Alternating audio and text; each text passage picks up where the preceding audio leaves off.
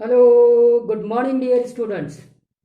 तो कल हम डिस्कस कर रहे थे argument of complex number, argument और प्रिंसिपल वैल्यूज़ के बारे में हमने कल डिस्कस किया था। और आज हम क्या करेंगे, उसके ऊपर प्रॉब्लम्स को सॉल्व करेंगे और कुछ आर्गूमेंट्स की प्रॉपर्टीज़ को देखेंगे। तो थ्योरेटिकल सारा पोर्शंस आपने आर्गूमेंट और प्रिंसिपल्स का देख लिया था। मैं क्या करूँगा, प्रॉब्लम्स को ही उसी वे में बताऊँगा जिससे कि वो आपका जो आर्गुमेंट निकालने का, वो प्रिंसिपल वैल्यू निकालने का जो तरीका था वो वापस से रिपीट हो जाए। जब कॉम्प्लेक्स नंबर किस क्वाड्रेंट में है उसके ऊपर वो डिपेंड कर रहा था। जैसे मैंने बोला था कि प्रिंसिपल वैल्यू वो माइनस पाई और पाई के बीच में होना चाहिए, जिसमें पाई इंक्लूडिंग है सॉरी। तो पाई जिसमें इंक्लूडिंग है, माइनस पाई और पाई के बीच में, -180 डिग्री और 180 डिग्री के बीच में होना चाहिए। फाइन, ये प्रॉब्लम भी कल हमने चेकआउट कर लिया था। अब मैं आगे प्रॉब्लम्स को बढ़ाऊंगा और आपको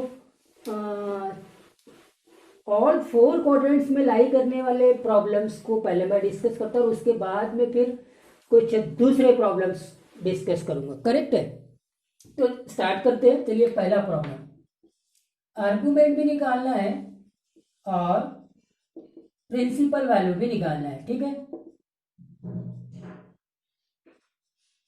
कॉम्प्लेक्स नंबर आपका, मैं बहुत सिंपल सा कॉम्प्लेक्स नंबर लेता हूँ, 1 + आयोटा। ठीक है, अब देखो 1 + आयोटा है तो इसका मतलब ये 1, 1 मतलब फर्स्ट क्वाड्रेंट। करेक्ट है कि नहीं? फर्स्ट क्वाड्रेंट, तो फर्स्ट क्वाड्रेंट है। ठीक है, तो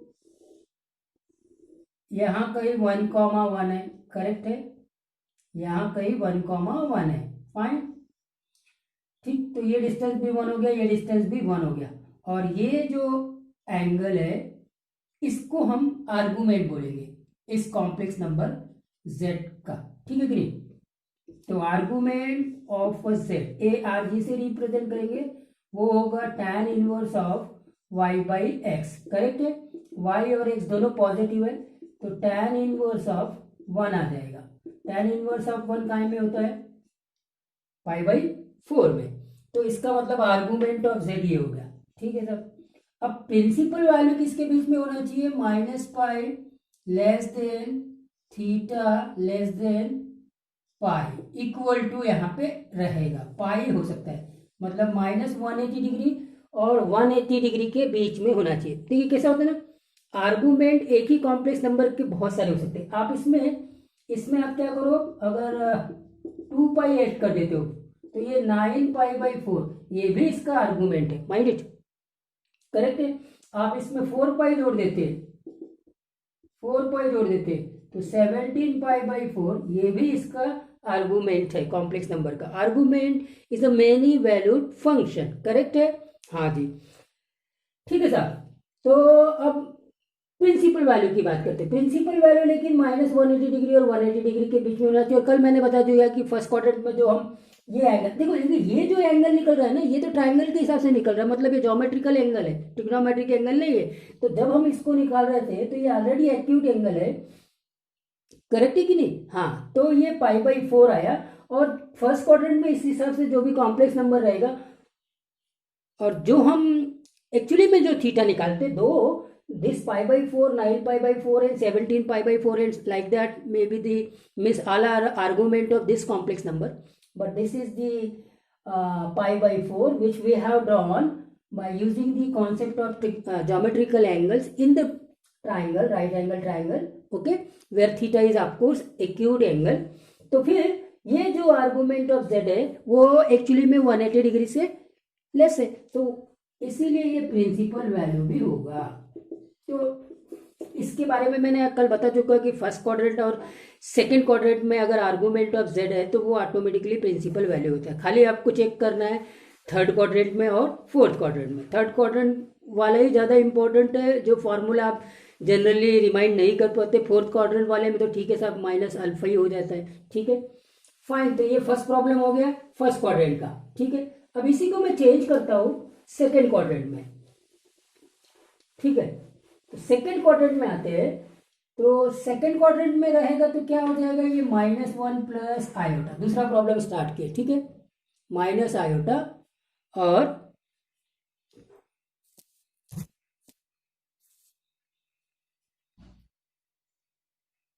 ठीक, तो माइनस आयोटा प्लस आई, ये हो गया 1, 1 की जगह बन जाएगा -1, 1, ठीक है। तो हम आर्गुमेंट और प्रिंसिपल वैल्यू निकाल रहे हैं, ठीक।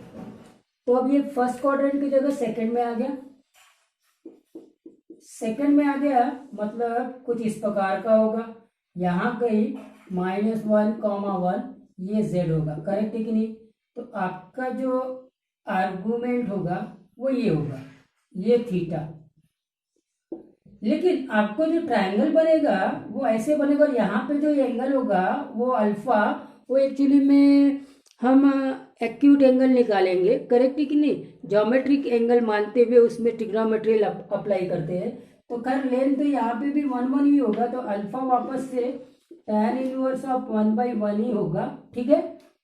1/1, तो इसका मतलब ये π/4, ठीक है साहब। अल्फा π/4 है, लेकिन आपका ये जो थीटा आता है वो आता है पाई माइनस अल्फा, मतलब pi minus π/4, that is 3π/4। Second quadrant में है तो यही आर्गुमेंट है और यही प्रिंसिपल वैल्यू है, यही आपकी प्रिंसिपल वैल्यू है। तो ये सेकेंड क्वाड्रेंट का कॉन्सेप्ट हो गया, ठीक। थर्ड क्वाड्रेंट में देखते हैं, फाइन, ओके। अब आते हैं थर्ड क्वाड्रेंट में। थर्ड क्वाड्रेंट में कैसा होगा, ये इंपॉर्टेंट रहेगा। अब ये बन गया -1 माइनस आई, तो पॉइंट्स ये हो गए -1, -1। तो देखो थर्ड क्वाड्रेंट में जब कॉम्प्लेक्स नंबर है तो यहाँ का ही होगा ये -1, -1, करेक्ट है। ये आपका बनेगा, तो इसका मतलब ये आपका आर्गुमेंट होगा, आर्गुमेंट ऑफ z मतलब थीटा। लेकिन जब इस ट्रायंगल की बात करते हैं तो ये एंगल अल्फा हो जाता है, फिर ये डिस्टेंस और ये डिस्टेंस तो 1 ही होगा। डिस्टेंस की बात करेंगे, कोऑर्डिनेट भले -1 है, तो अल्फा जो होगा वापस से tan इनवर्स ऑफ 1 मतलब π/4 होगा। और अब आते हैं आर्गुमेंट, तो आर्गुमेंट ऑफ z क्या होगा, पाई प्लस अल्फा मतलब पाई प्लस π/4, कितना आ गया 5π/4, ये हो गया, ठीक है। अब आते हैं मेनली प्रिंसिपल वैल्यू के ऊपर। प्रिंसिपल वैल्यू इस बार आपको क्या फार्मूला बनता है मालूम है कि नहीं। अब आपको याद नहीं होगा कि ये -पाई प्लस अल्फा बनता है। अब अगर ये याद नहीं है, रिमाइंड नहीं आ रहा है, तो आप ये फिगर तो बना लियो, तो आप क्या करो, ये ऐसे चेक करो। डेफिनेटली ये जो एंगल होगा वो आपका 180 डिग्री से, न्यूमेरिकल वैल्यू 180 डिग्री से कम होगा, करें -180 डिग्री और 180 डिग्री के बीच में होगा। ये बात क्लियर हो गई, हाँ ठीक। अब चूंकि अपने ये क्लॉकवाइज मेजर किया है तो वो नेगेटिव में होगा, तो हम क्या करेंगे, एक्चुअली में ये जो एंगल आ रहा है वो पाई माइनस अल्फा आ रहा है विथ नेगेटिव साइन, करेक्ट है कि नहीं, विथ नेगेटिव साइन। जब नेगेटिव यहाँ मल्टीप्लाई करेंगे तो -पाई प्लस अल्फा, तो -पाई प्लस अल्फा ये होना चाहिए। अल्फा कितना है, अल्फा π/4, ठीक है। तो यहाँ पे कितना आ जाएगा -3π/4, और आप देखिए -3π/4 जो है वो आपका -180 डिग्री और 180 डिग्री के बीच में। तो ये थर्ड क्वाड्रेंट वाला ही कॉन्सेप्ट ज़्यादा इंपॉर्टेंट है, और मैंने इसीलिए इसको वापस से रिपीट किया है विथ ये फिगर, करेक्ट है कि नहीं, ठीक है। अब फोर्थ क्वाड्रेंट का प्रॉब्लम इसको चेकआउट करते हैं, ठीक है, ओके फाइन। तो फोर्थ क्वाड्रेंट में आएंगे, फोर्थ क्वाड्रेंट का प्रॉब्लम देखते हैं। थर्ड क्वाड्रेंट भी हो गया है, फोर्थ क्वाड्रेंट में कैसा होगा, ये होगा माइनस के जगह +1, 1 माइनस आयोटा, तो ये 1 हो जाएगा और ये -1 हो जाएगा। तो ये फोर्थ क्वाड्रेंट हो गया, फोर्थ क्वाड्रेंट हो गया, मतलब यहाँ का ही 1, -1 है, करेक्ट है कि नहीं। ये बन गया आपका कॉम्प्लेक्स नंबर, ठीक है, ये कॉम्प्लेक्स नंबर। तो अब आपका जो आर्गुमेंट होगा वो ये होगा, ठीक है कि नहीं, ये थीटा होगा, जो 2 माइनस ये अल्फा होगा, ठीक है, ये अल्फा, डिस्टेंस ये अभी भी 1 है, ये अभी भी 1 है, तो अल्फा वापस से tan इनवर्स ऑफ 1 होगा और ये होगा π/4। तो आपका थीटा जो कि आर्गुमेंट है वो 2 पाई माइनस अल्फा होगा, मतलब 2 पाई माइनस पाई बाई 4, मतलब 7 पाई बाई 4, ये आपका आर्गुमेंट होगा। और प्रिंसिपल वैल्यू क्या थे? प्रिंसिपल वैल्यू आपकी क्या हो जाएगी? माइनस अल्फा हो जाएगी, करेक्ट है। माइनस अल्फा इसका प्रिंसिपल वैल्यू, मतलब आप इसको ऐसे एंटी क्लॉकवाइज में मेजर कर लीजिए, ठीक है सर। तो माइनस पाई बाई 4 ये आपका प्रिंसिपल वैल्यू। तो मैंने चारों क्वाड्रेंट में कॉम्प्लेक्स नंबर जो लाई करेगा उसके सारे प्रॉब्लम्स को डिस्कस कर लिए, करेक्ट है, ठीक है, फाइन। तो अब चीज़ों को आगे बढ़ाते हैं, क्वेश्चंस थोड़े से अब लेवल बढ़ा के काम करते हैं, ठीक है। तो अब क्या करना है, पहली बात तो एक नोट कर लो, अब ज़्यादातर प्रॉब्लम्स जो रहेंगे आपके आर्गूमेंट्स के, उसमें कॉम्प्लेक्स नंबर स्टैंडर्ड फॉर्म में नहीं रहेगा। बस अब आप उसको कॉम्प्लेक्स नंबर को स्टैंडर्ड फॉर्म में ला लो। प्रॉपर्टीज से भी आप बना सकते हैं, लेकिन प्रॉपर्टीज को मैं बाद में बता रहा हूँ, लेकिन उसमें कॉमन एरर हो सकता है, इसलिए आप सारे कॉम्प्लेक्स नंबर को स्टैंडर्ड फॉर्म में कैसे लाते हैं सब मालूम है आपको, तो वहाँ कोई इश्यू नहीं होना चाहिए, करेक्ट है। तो जब भी आर्गूमेंट निकाले स्टैंडर्ड फॉर्म में लाइए, स्टैंडर्ड फॉर्म में ला लिए तो आपको ये बात तो क्लियर हो जाएगी कि वो कॉम्प्लेक्स नंबर किस क्वाड्रेंट में लाई कर रहा है, करेक्ट है। चलिए, तो मैं बहुत फर्स्ट प्रॉब्लम पे आ रहा हूँ। If z equal to 1 minus iota root 3 divided by 1 plus iota root 3, तो फाइंड इट्स आर्गूमेंट, ठीक है, आर्गूमेंट बोला है ऐसे, ठीक, ओके फाइन। तो देखते हैं इसका आर्गूमेंट कैसे निकालेंगे। देखिए ये कॉम्प्लेक्स नंबर अभी स्टैंडर्ड फॉर्म में नहीं है, तो इसको हम क्या करेंगे, मल्टीप्लाई करेंगे 1 minus iota root 3, 1 minus iota root 3, complex conjugate से जो डिनोमिनेटर में है उसके कॉन्जुगेट से न्यूमरेटर और डिनोमिनेटर दोनों को मल्टीप्लाई किया, ये सारी चीजें हम जानते हैं, ठीक है साहब। तो ये तो हो जाएगा 1 माइनस आयोटा रूट 3 का स्क्वायर हो जाएगा, और ये हो जाएगा 1 प्लस 3, करेक्ट है। 1 प्लस 3 मतलब 4, यहाँ आ जाएगा 1, यहाँ आ जाएगा -2 आयोटा रूट 3, ठीक है, और ये हो जाएगा plus iota square 3 divided by 4। ये आयोटा स्क्वायर -3 कर देगा तो -2 हो जाएगा, तो ये -2 आयोटा रूट 3 डिवाइडेड बाई 4, ठीक है। -2 कॉमन लेके इसको काट दीजिए, तो 2 कॉमन लेके काट दिए तो क्या हो जाएगा, ये -1, ये माइनस आयोटा रूट 3/2, अब ये स्टैंडर्ड फॉर्म में आ गया, -1/2 प्लस आयोटा माइनस रूट 3/2, ये स्टैंडर्ड फॉर्म आ गया। स्टैंडर्ड फॉर्म में आ गया मतलब पॉइंट्स भी आपको पता चल गया, पॉइंट्स क्या है, -1/2 और -√3/2, -1/2 और -√3/2, ये पॉइंट्स दिख रहे, मतलब कौन से क्वाड्रेंट में होगा, क्वाड्रेंट तो थर्ड होगा ना, हाँ, तो ये क्वाड्रेंट थर्ड होने से अब आप इसका क्या निकाल सकते हैं, आर्गूमेंट। आर्गूमेंट निकालना आसान हो जाएगा, कैसे होगा, तो देखिए यहाँ आते argument of z equal to pi plus alpha होता था, ठीक है, थर्ड क्वाड्रेंट, फिगर समझ में आ गया होगा, ठीक है, pi plus tan inverse of, यहाँ पे आपको मॉड लगाना पड़ेगा, मतलब माइनस को पॉजिटिव कर लो, √3/2 डिवाइडेड बाई 1/2, ये होगा, 2 कैंसिल मतलब √3, करेक्ट है, pi plus tan inverse of √3, और √3 की वैल्यू कितनी होती है, 60 डिग्री होती है, पाई मतलब 180 डिग्री, और ये हो जाएगा 60 डिग्री, तो टोटल 240 डिग्री होएगा, ठीक है। आप इसको रेडियन में भी लिख सकते हो, पाई प्लस पाई/3, वैसे भी लिख सकते हैं, ठीक है। तो पाई प्लस पाई/3 ये भी आप लिख सकते हैं, 4 पाई/3, ये भी आंसर, या आप उसको 240 डिग्री भी बोल सकते हैं, नोट कर लीजिए, ठीक है। तो जब अगर थर्ड क्वाड्रेंट में है कोई कॉम्प्लेक्स नंबर तो उसको हम कैसे निकाल सकते हैं वो हमने देखा, ठीक है। नेक्स्ट प्रॉब्लम को देखते हैं। तो क्या है, प्रॉब्लम्स को पहले सिंप्लीफाई कर लो। अब इसमें चेंजेस कैसे आएंगे, इसमें चेंजेस कैसे आएंगे, ये नीचे वाला ऊपर चलेगा, ऊपर वाला नीचे चलेगा, इस प्रकार के प्रॉब्लम्स आप बना सकते हैं, कुछ ऐड कर देंगे, बस यही फंडामेंटल प्रॉब्लम्स है स्टूडेंट्स, उसके बाद में इसमें कुछ भी नहीं होता।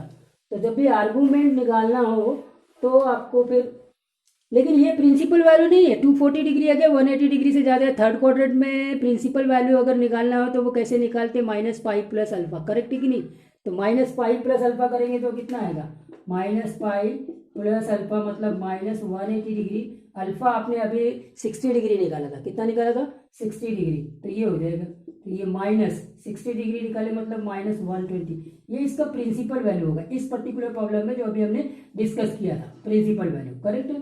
तो आपको प्रिंसिपल वैल्यू पूछा है कि आर्गुमेंट पूछा है, पहली बात तो इसमें डिफ्रेंशिएट कर लो। करेक्ट है।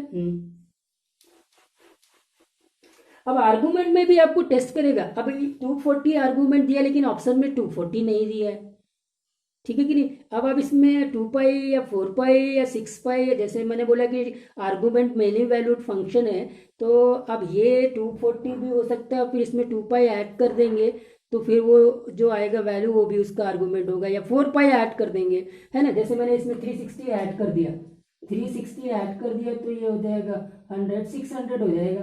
करेक्ट है कि नहीं, ऐसा। तो 600 भी इसका आर्गुमेंट है। फिर से मैंने इसमें 360 ऐड कर दिया तो 960 इसका आर्गुमेंट है। Got the point, correct, fine.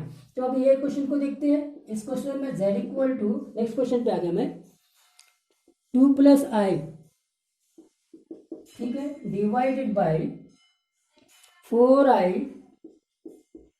+ 1 + i का स्क्वायर। इसका मुझे आर्गुमेंट निकालना है या प्रिंसिपल वैल्यू निकालना है, ठीक है, दोनों निकालते हैं, आर्गुमेंट एंड प्रिंसिपल वैल्यू, ठीक है साहब। अब इसको देखिए, आप इस कॉम्प्लेक्स नंबर को पहले आप सिंप्लीफाइड कर लीजिए। सिंप्लीफाइड मतलब स्टैंडर्ड फॉर्म में ले आइए। अगर आपने स्टैंडर्ड फॉर्म में ले आया तो आपको ये पता चल जाएगा कि ये कॉम्प्लेक्स नंबर कौन से क्वाड्रेंट में है, और फिर क्वाड्रेंट में पता चल गया तो आप उसका अल्फा निकाल सकते हो और अकॉर्डिंग टू दैट आर्गुमेंट निकाल सकते हो, प्रिंसिपल वैल्यू निकाल सकते हो। तो स्टैंडर्ड फॉर्म में कैसे लाना है ये बहुत इनिशियल स्टेज में ही आप लोग कर चुके हैं, तो यहाँ कोई इशू नहीं होना चाहिए। पहले इसको सिंप्लीफाई करते हैं तो ये हो जाएगा 2 + आयोटा, करेक्ट है, ये 4 आयोटा, और इसको एलाबोरेट करेंगे, एक्सपैंड करेंगे तो 1, हाँ, +2 आयोटा प्लस आयोटा स्क्वेयर, ये आयोटा स्क्वेयर और ये 1 कैंसिल हो जाएंगे, आयोटा स्क्वेयर -1 होता है, तो ये 6i हो जाएगा। तो ये हो जाएगा 2 + iota divided by 6 iota, correct है। अब फिर से ये स्टैंडर्ड फॉर्म में है नहीं क्योंकि नीचे में आई आ गया, तो नीचे में रियल नंबर आई है तो आई को वापस से आई से मल्टीप्लाई कर दो, तो ये क्या हो जाएगा, आयोटा डिवाइडेड बाई आयोटा, ठीक है।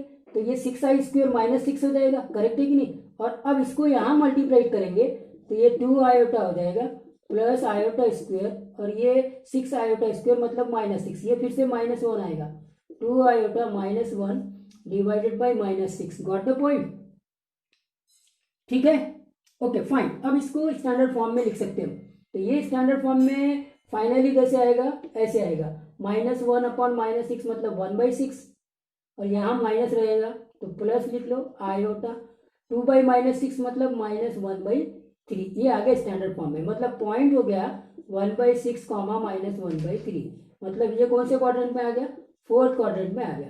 तो 4th क्वाड्रेंट में आ गया स्टूडेंट, सिंपल सी बात है। अब अगर ये 4th क्वाड्रेंट में आ गया है तो मैं इसका आर्गुमेंट निकाल सकता हूँ। पहले तो अल्फा निकालो, अल्फा क्या आएगा, अल्फा सीधा सीधा tan इनवर्स y/x आ जाएगा। y क्या है, अब पॉजिटिव वैल्यू लेनी पड़ेगी, मॉड लेना पड़ता है, तो 1/3 है डिवाइडेड बाई 1/6, मतलब ये tan इनवर्स ऑफ 2 आ गया, करेक्ट है। अब tan इनवर्स ऑफ 2 की एग्जैक्ट वैल्यू आपको मालूम नहीं है तो ये एज इट इज रहेगा, ठीक है। ये अल्फा आ गया। तो अब आते हैं आर्गूमेंट पे। आर्गूमेंट क्या होता है, 2 पाई माइनस अल्फा, जब 4th क्वाड्रेंट में होता है, जब कॉम्प्लेक्स नंबर 4th क्वाड्रेंट में होता है तो ये आर्गूमेंट होता है थीटा, जिसको 2 पाई माइनस अल्फा बोलते हैं, जिसमें कि अल्फा ये होता है, करेक्ट है, ठीक। तो 2 pi minus tan inverse of 2, ये आपका आंसर आएगा, ये आर्गूमेंट। प्रिंसिपल वैल्यू निकालनी बाकी है, तो प्रिंसिपल वैल्यू क्या होगी, प्रिंसिपल वैल्यू तो अब आपको मालूम है, यहाँ जो प्रिंसिपल वैल्यू होगी वो होगी -अल्फा, मतलब माइनस tan इनवर्स ऑफ 2, ये हो गया, ये आंसर। तो क्या पॉइंट्स क्या है कि जो कॉम्प्लेक्स नंबर अगर स्टैंडर्ड फॉर्म में नहीं है तो पहले उसको स्टैंडर्ड फॉर्म में ले आइए, करेक्ट है, ठीक है, फाइन। नेक्स्ट प्रॉब्लम में देखते हैं। अब ये इंटरेस्टिंग प्रॉब्लम है, इसको चेकआउट करते हैं।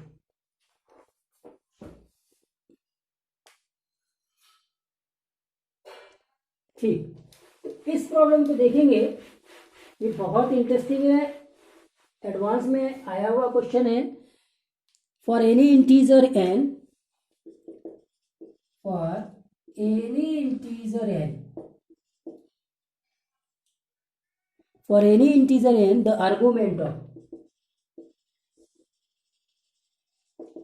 आर्गूमेंट की बात किया है, प्रिंसिपल वैल्यू की बात नहीं किया। z equal to √3 plus iota की power 4n plus 1 divided by 1 minus iota √3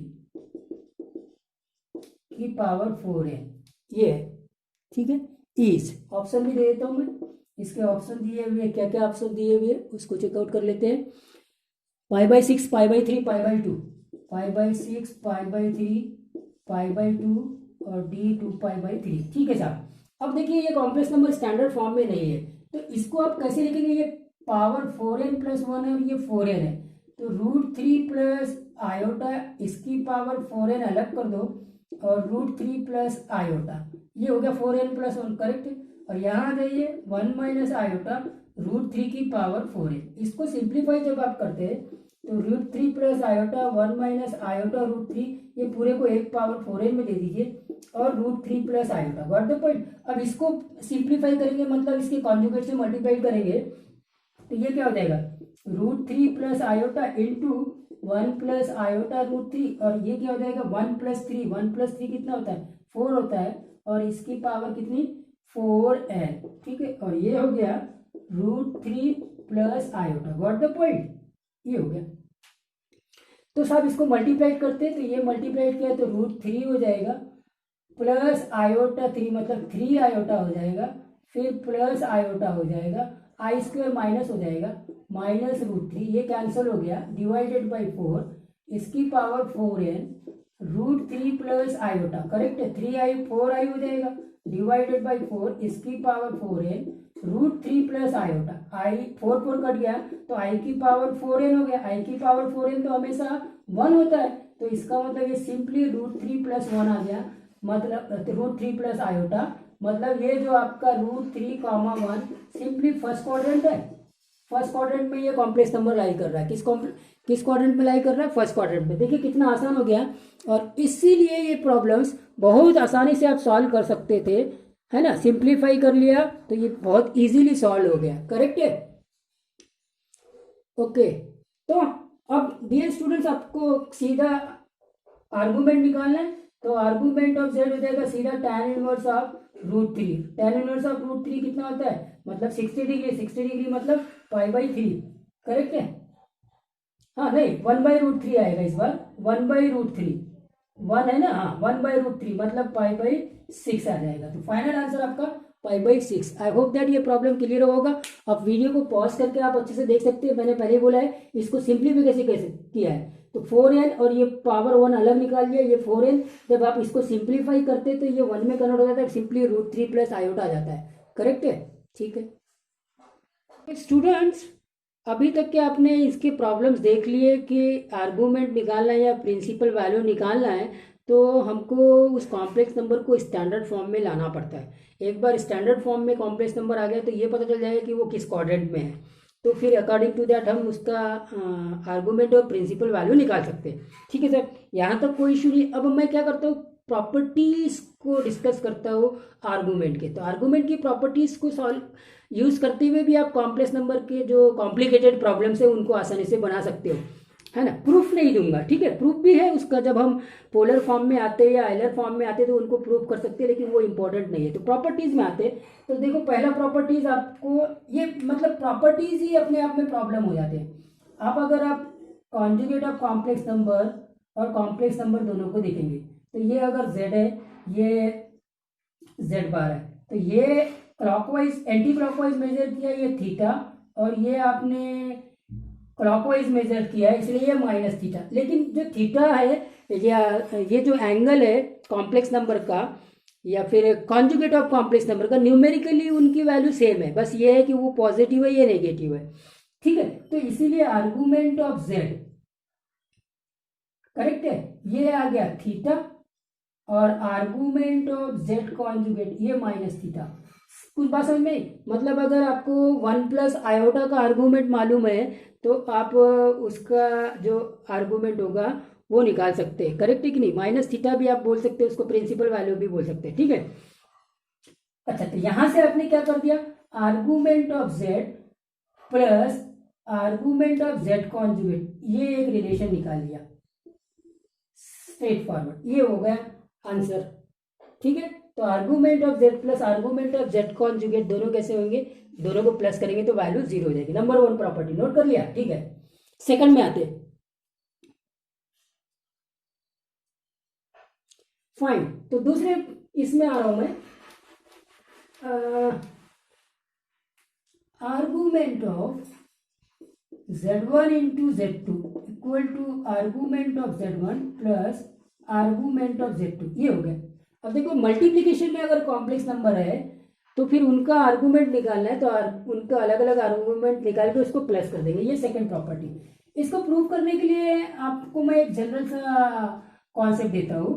क्या कॉन्सेप्ट देता हूँ, जैसे कि ये z1 मैंने ले लिया R2, तो डेफिनेटली इसका जो आर्गूमेंट होगा, आर्गूमेंट ऑफ z1 0 होगा, करेक्ट है। ठीक है, z2 ले लिया मैंने सपोज I, तो डेफिनेटली इसका जो आर्गूमेंट होगा I है मतलब π/2 होगा, करेक्ट है। ठीक है, ये हो गया। अब आते z1 इंटू z2 में, तो z1 इंटू z2 क्या बनेगा 2 आयोटा, और ये प्योरली इमेजिनरी है, तो प्योरली इमेजिनरी है मतलब इसका आर्गूमेंट क्या होगा, हाँ भाई 2 आयोटा हो गया। ठीक है, तो 2 आयोटा ये इमेजिनरी है, जैसे ये इमेजिनरी है तो π/2, तो 2 आयोटा का अगर आप आर्गूमेंट निकालेंगे तो कितना आएगा बोलिए, π/2 ही आएगा, करेक्ट है। ओके फाइन, तो ये π/2 को मैं कैसे लिख सकता हूँ, 0 प्लस π/2 लिख सकता हूँ। तो यहां से ये पता चल गया कि argument of z1 into z2 actually में आर्गूमेंट ऑफ z1 ये, ठीक है, और plus argument of z2, correct है। और इसी चीज को आप एक्सटेंड कर सकते हैं 3 कॉम्प्लेक्स नंबर में, तो यहां से क्या आ जाएगा, argument of z1 into z2 into z3, इसकी बात करेंगे तो ये argument of z1 plus argument of z2 plus argument of z3 ये बनेगा, और ऐसे ही 4 में। तो आपको मैंने एक जनरल से एग्जांपल से भी इसको एलॉबरेट किया है कि argument of z1 into z2 actually में argument of z1 plus argument of z2 होता है। ठीक है, फाइन, नेक्स्ट क्या आते हैं, नेक्स्ट पावर वाला रूल है, इसको देखते हैं। अगर आर्गूमेंट ऑफ z की पावर n निकालना है तो कैसे निकालेंगे, तो देखो इसको तो कैसे लिख सकते हैं हम, argument of z into z into z into n times लिख सकते हैं कि नहीं। और अभी जो मल्टीप्लीकेशन वाला रूल लगाया था उसके हिसाब से ये argument of z plus argument of z plus argument of z up to n times, correct है। तो ये एक्चुअली में क्या हो जाएगा, n times argument of z, correct, n times argument of z, ये बनेगा।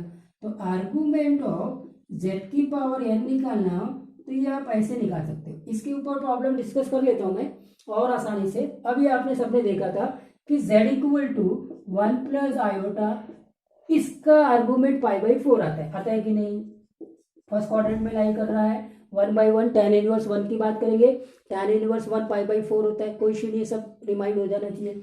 ठीक है साहब, अगर मैं 1 प्लस आयोटा की पावर 2 लेता हूं, ठीक है, तो डेफिनेटली ये एक 2i बनने वाला है। अगर सिंप्लीफाई किया तो सिंप्लीफाई किया 1 plus 2i plus iota square और 1 कैंसिल होकर सिंपली 2i बनेगा, मतलब एक इमेजिनरी प्लस साइन के साथ में, imaginary purely imaginary complex number है, मतलब पॉजिटिव वाई एक्सिस पे होगा, पॉजिटिव वाई एक्सिस पे होगा मतलब इसका आर्गूमेंट π/2 होगा, ये मुझे मालूम है। मगर अब मैं इस कॉन्सेप्ट से लेता हूँ 1 प्लस आयोटा का आर्गूमेंट π/4 है, और आर्गूमेंट का अभी जो प्रॉपर्टी देखा है इसमें ये ही आर्गूमेंट होगा 2 इंटू π/4, और फाइनली ये आ गया π/2, करेक्ट है। तो ये चीज कैसे काम आ जाएगा, अगर मान लीजिए 1 प्लस आई की पावर 100 निकालना है तो अब यहाँ पर आपको ये आसानी से बन जाएगा। तो इसका आर्गूमेंट जो हो जाएगा वो 100 टाइम्स π/4 हो जाएगा, करेक्ट है। π/4 मतलब 25 कुछ बात समझ में आई, हाँ। तो ये फॉर्मूले से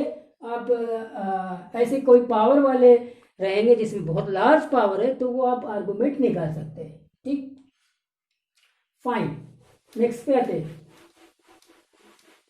नेक्स्ट है आपका last, argument of z1 by z2, इसकी बात करते हैं। तो इसकी बात करेंगे तो ये argument of z1 minus argument of Z2 होगा, ठीक है। Argument of Z1 minus argument of Z2। अभी जैसे मैंने आपको बता दिया था कि जो भी आप जनरल सा प्रॉब्लम लेंगे उस जनरल प्रॉब्लम से आप इसको प्रूफ कर सकते हैं, ठीक है। ठीक है साहब, तो अभी तक के हमने जितनी प्रॉपर्टीज देख ली है एक बार मैं उसको रिवाइंड कर लेता हूँ। तो क्या क्या प्रॉपर्टीज आपने देख ली कि argument of Z plus argument of Z conjugate 0 हो जाता है। Argument of Z1 into Z2 करेंगे तो argument of Z1 plus argument of Z2 हो जाता है, करेक्ट है क्या। तीसरा हमने देखा argument of Z to the power n करेंगे n times argument of Z हो जाता है। चौथा अभी हमने देखा argument of Z1 divided by Z2, तो ये argument of Z1 minus argument of Z2 हो जाता है, ठीक है सर। और कुछ बेसिक पॉइंट्स आप पहले से जानते हैं, पांचवा पॉइंट्स कि अगर complex number Z is purely real है तो इसका आर्गूमेंट क्या होगा, इसका आर्गूमेंट या तो 0 होगा या पाई होगा, करेक्ट है, या फिर 2 पाई होगा, ठीक है कि नहीं, फिर या फिर 3 पाई होगा, लाइक दैट। तो ये इस प्रकार के रहेंगे इसके आर्गूमेंट्स, ठीक। हाँ 6 वाला मैं देख लेता हूँ। अगर Z एक प्योरली इमेजिनरी कॉम्प्लेक्स नंबर है तो वो y एक्सिस पे लाई करेंगे, मतलब उसके जो आर्गूमेंट होंगे या तो π/2 होगा या -π/2 होगा, इस प्रकार से चलते जाएंगे, करेक्ट है कि नहीं। तो प्योरली इमेजिनरी कॉम्प्लेक्स नंबर के आर्गूमेंट π/2 या -π/2 या फिर उस प्रकार से आप उसमें ऐड कर दीजिए 2 पाई, तो आपको अकॉर्डिंग टू दैट वो आर्गूमेंट मिलेंगे, ठीक है, फाइन। अब इसके बाद में कुछ दो इम्पोर्टेंट प्रीवियस ईयर एग्जाम्स में आए हुए प्रॉब्लम्स को देखता हूँ, जेई मेंस में आए हुए क्वेश्चंस को, वो बहुत इंपॉर्टेंट क्वेश्चंस है। तो देखिए 2013 मेंस का क्वेश्चन आते हैं, 2013 Mains first problem, if Z is a complex number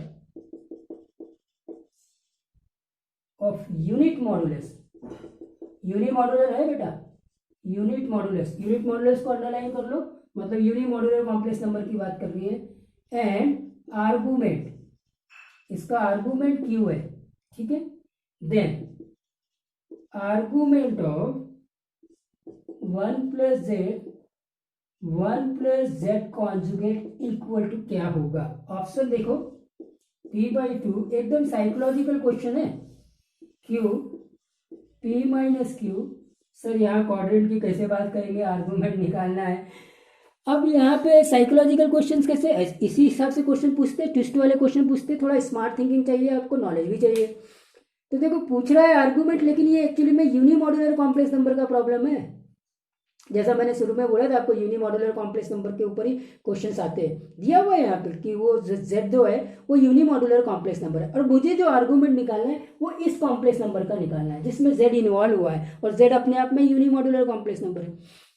अब यहाँ से ये तो बिल्कुल पता नहीं चलता कि इसको स्टैंडर्ड फॉर्म में अगर हम लिखेंगे तो ये किस क्वाड्रेंट में होगा, क्योंकि वो चीज़ तो यहाँ आइडेंटिफाई नहीं कर सकते, करेक्ट है। तो फिर आर्गूमेंट कैसे निकाले भाई, इसीलिए मैंने बोला कि ये आर्गूमेंट का प्रॉब्लम ना होते हुए एक्चुअली में यूनिमॉडुलर कॉम्प्लेक्स नंबर का प्रॉब्लम है। आप देखिए कैसे, तो देखो Z जो है वो यूनिमॉडुलर कॉम्प्लेक्स नंबर है, इसका ये मतलब हो गया कि Z कॉन्जुगेट 1/Z होगा, करेक्ट है, क्योंकि जो कॉन्जुगेट और मल्टीप्लिकेटिव इनवर्स दोनों इक्वल होते हैं सिर्फ यूनिमॉडुलर कॉम्प्लेक्स नंबर में। मैंने इसके ऊपर बहुत सारा डिस्कशन किया है यूनिमॉडुलर लेक्चर्स में, करेक्ट है कि नहीं, ठीक, फाइन। तो बस इसी चीज को यहाँ यूज कर लीजिए। अब मुझे जो निकालना है आर्गूमेंट ऑफ, देखिए 1 प्लस Z कॉन्जुगेट, तो Z कॉन्जुगेट को आप सिंप्लीफाई कर लो तो 1 प्लस Z है तो इसको 1 प्लस 1/Z लिख दीजिए, ठीक है। Z कॉन्जुगेट 1/Z होगा अगर Z यूनिमॉडुलर कॉम्प्लेक्स नंबर, ये सिर्फ यूनिमॉडुलर कॉम्प्लेक्स नंबर में होता है।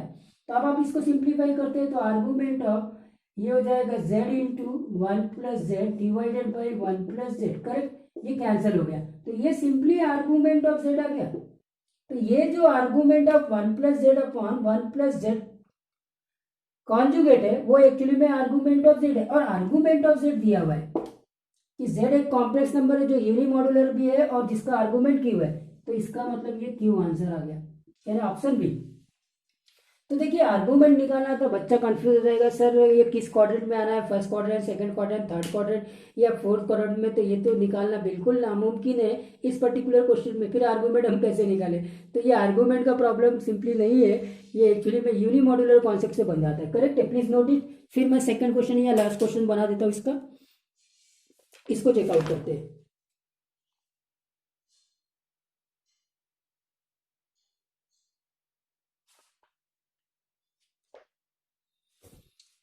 ठीक है, अब ये प्रीवियस ईयर का दूसरा क्वेश्चन देखते हैं, ये भी बहुत इंटरेस्टिंग क्वेश्चन है,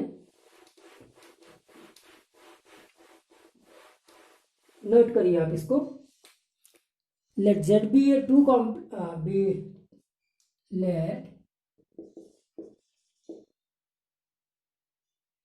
let z and omega be two complex number such that